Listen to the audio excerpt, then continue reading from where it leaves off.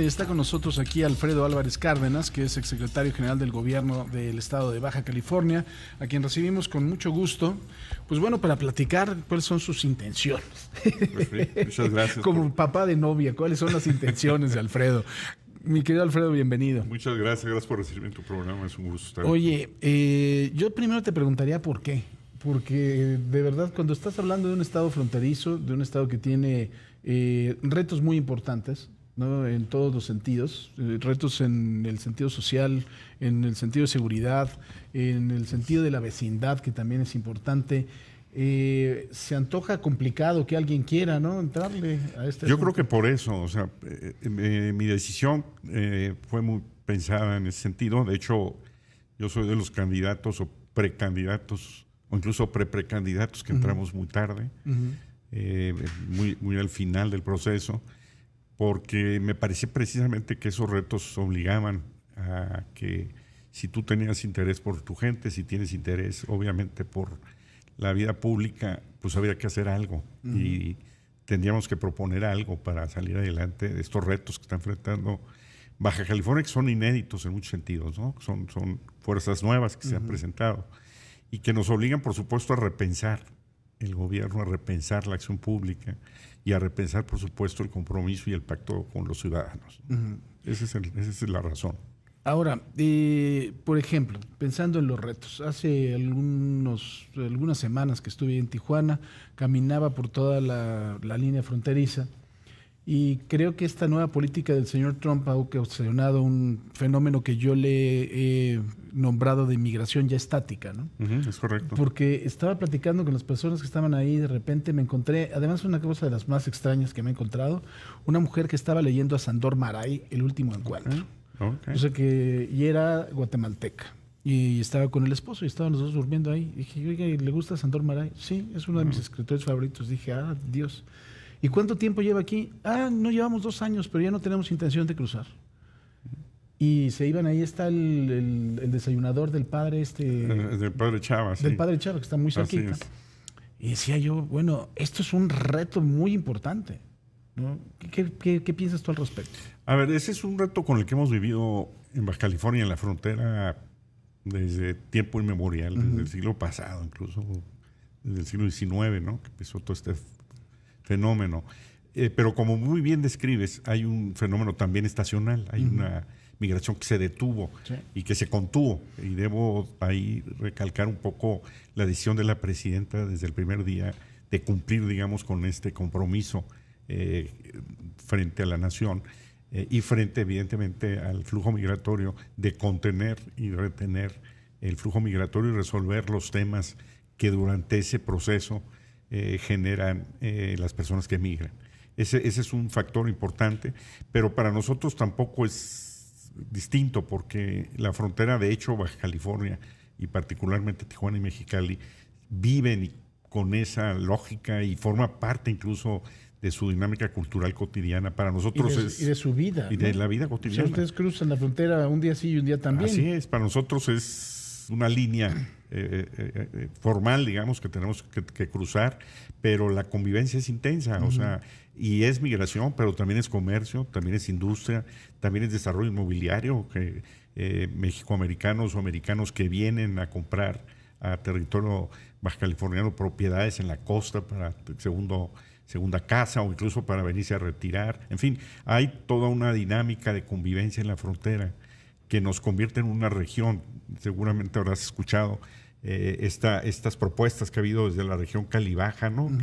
Que supone esta integración entre las dos fronteras. Compartimos problemas ambientales, compartimos problemas de seguridad, obviamente infraestructura también hidráulica, de infraestructura que tiene que ver, por supuesto, con la propia comunicación, la movilidad cotidiana, ¿no? Lo complejo que resultan las filas, digamos, de vehículos al cruzar, y eso pasa en el puente de Juárez y pasa en Tijuana. Claro. Entonces, hay una convivencia larga, hemos vivido diferentes momentos y diferentes gobiernos con diferentes visiones desde Estados Unidos. Me acuerdo incluso, siendo yo delegado de migración, el gran movimiento de la ley 187, ¿recuerdas? Claro. De los braceros, o el movimiento bracero, que son movimientos que en su momento definieron perfiles y costumbres en Tijuana. Y tampoco es accidente ni es casual que muchos migrantes, cuando ven la realidad, sobre todo extranjeros, se quieran quedar en suelo mexicano y gozar de las libertades que hay en el país, que son muchas, y del factor de integración que la frontera representa, particularmente Tijuana. Convivimos con haitianos, con centroamericanos, con europeos, con ucranianos, con incluso una última oleada fue sudafricana. Entonces, sí.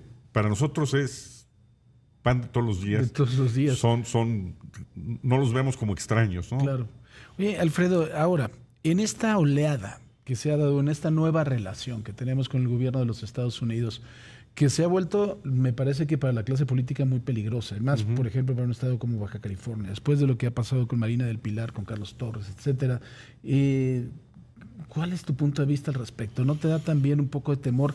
Porque no puedes desligar también eso que está pasando del asunto político. O sea, sí, es político, de hecho, me parece. Sí, desligarlo sería una simpleza, ¿no? Es correcto. Mira, yo haría ahí un análisis desde 3 puntos de vista distintos. Uno, nuestra relación histórica con los Estados Unidos ha sido una relación de estira y afloje. Recordemos, por ejemplo, la intervención del 47, que llegó hasta acá, hasta el Zócalo, ¿no? Sí, claro. El ejército norteamericano, la pérdida a través de esa invasión de casi la mitad del territorio, incluido California. Pues después, obviamente, la intervención en Veracruz durante la Revolución.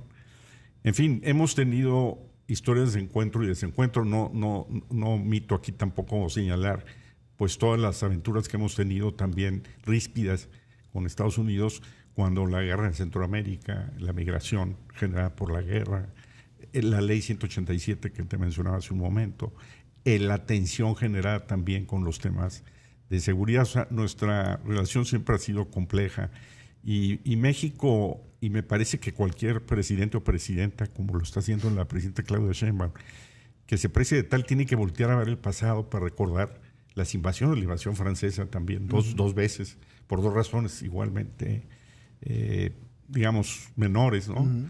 Y ese es un factor que está ahí, digamos, como parte de la historia, pero que también a cualquiera que gobierne le tiene que resultar un elemento responsable. El otro factor está con el hecho indubitable de que donde hay vendedor, pues también hay comprador. O sea, la relación binacional supone esas relaciones complejas en donde si hay un mercado criminal, hay un mercado criminal de los dos lados. Te pondría el ejemplo clásico de la época de la prohibición del alcohol en los Estados Unidos y cómo la frontera tuvo que ver un papel también en ese sentido determinante para que después pues, terminara liberándose el consumo del alcohol. Entonces, y como esa te puedo contar varias conductas antisociales que se han generado en la frontera por la diferencia que tenemos, no solamente de reglamentación. Y también de ellos en nuestro lado, ¿eh? Sí, por supuesto. La explotación sexual, etcétera. Claro, la venta de armas, el tráfico de personas. Bueno, en fin, hay historias que en las fronteras son historias, digamos, que si bien es cierto no las ves como normales, porque siguen siendo fenómenos, sí convives con ellas de manera importante. Y hemos aprendido, y ese sería el tercer componente de este análisis, a cómo, voy a usar una frase de mi abuela que decía, no hay que fiar ni por fiar, ¿no? O sea, cómo a pesar de que tenemos esas diferencias, tenemos también dudas que tenemos que resolver, pero también cómo podemos construir puentes para comunicar y resolver este problema, por ejemplo, del crimen organizado, que compite y que compete también a los dos países, ¿no? De manera igual, tanto el que consume como el que produce, y cómo enfrentamos juntos este nuevo reto en un crimen que es además global, que no es ni siquiera local o nacional, ¿no? Oye, Alfredo, también muy importante. Yo creo que ustedes son un polo turístico importantísimo para el país, tanto Mexicali, si te vas por toda la Rumorosa, si vas a Tecate, si vas, por supuesto, a Playas de Rosarito, si vas a Ensenada, si vas a Valle de Guadalupe. Pero para que ese polo se desarrolle en todo lo que necesita, una de las cosas importantes es la seguridad. Y creo que eso es una tarea todavía pendiente en muchas partes de la República Mexicana y en Baja California también. Correcto. Bueno, primero empezaré por decir que me da mucho gusto escucharte cómo hablas de mi tierra. porque la conoces. Sí, es preciosa. Sí, gracias. Y segundo, decirte que sí, que ese es un reto importante y que tiene manifestaciones diferenciadas. Ahí me parece que un tema es este tema global, este tema de crimen global, que supone una estrategia nacional e internacional, que es la que me parece que es la que propone y pone en la mesa la presidenta, defendiendo, por supuesto, el tema del respeto a la soberanía, y que me parece que ahí es donde hay que encontrar un vínculo y una vía y un puente de comunicación. Y el otro es el que tiene que ver propiamente con la delincuencia de lo que nosotros los abogados llamamos el fuero común, los delitos locales, ¿no? Los robos, etcétera, etcétera. Y ahí me parece que también hay una estrategia distinta que tenemos que atender. En la primera parte me parece que la propuesta de la presidenta, que ya empieza a dar resultados con la baja del primer indicador de este crimen, es el crimen doloso, ¿no? Es un indicador de varios, pero me parece que es el más importante. Ese anuncio va indicando que la propuesta de los 4 pilares en materia de seguridad que propuso en su momento la presidenta está funcionando: atención a las causas, coordinación policial, desarrollo de inteligencia, que ese es un tema que todavía hay mucho trabajo que hacer ahí, y por supuesto el fortalecimiento de las policías a partir de ahí, y en esa ruta para ese tipo de crimen debe ser ahí. En el ámbito local me parece que necesariamente necesitamos resolver el tema de la coordinación entre policías estatales y municipales. Ese es un tema que siempre va a tener áreas de oportunidad. Y 2, mejorar la estrategia de cómo abordar las zonas, digamos las zonas calientes, como le llaman incluso en materia de seguridad, en donde se presentan más delitos y más problemas relacionados con la conducta antisocial. Y ahí también juega un rol importante la propuesta de la atención a las causas, porque hemos visto cómo cuando tendemos a la comunidad y generamos programas o propuestas de ocupación o de atención al tiempo libre, los márgenes del delito disminuyen significativamente. Pues mi querido Alfredo Álvarez Cárdenas, exsecretario general de Gobierno del Estado de Baja California, te agradezco mucho que hayas estado con nosotros. Gracias. Te deseo mucha suerte, porque además de todo me da mucho gusto el poder escuchar a una persona estructurada, robusto en el conocimiento que tiene del Estado, y que ojalá se vayan por precisamente el conocimiento, la estructura, y no por la popularidad, porque creo que le hace falta mucha seriedad al Estado de Baja California. Pues esa es la apuesta, y gracias por tu comentario. Es un gusto que estés con nosotros, Alfredo Álvarez Cárdenas, exsecretario general de Gobierno del Estado de Baja California. A las 2 de la tarde, perdóname, con 40 minutos, una pausa y volvemos con más.